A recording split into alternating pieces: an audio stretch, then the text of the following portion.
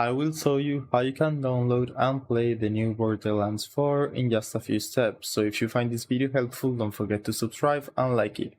So this process is very easy. All you need to do is go to Steam and right here just search for Borderlands 4. Here we got it. You might have to enter your birth date, click on view page and scroll down until you see these options. So here we have some different editions. Let's choose the cheapest one, click on add to your cart and view my cart. So once you are here, you can click on continue payment to select the different payment methods you can choose.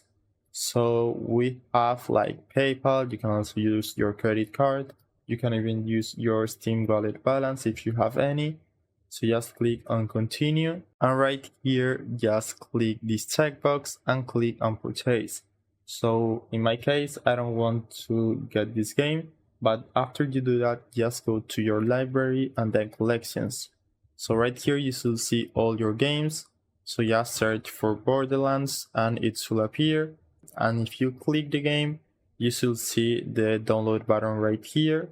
And you can also go to your download list if you click right here at the bottom, where you should see the details of the download. In my case, I'm downloading another game, but it's the same process for Borderlands.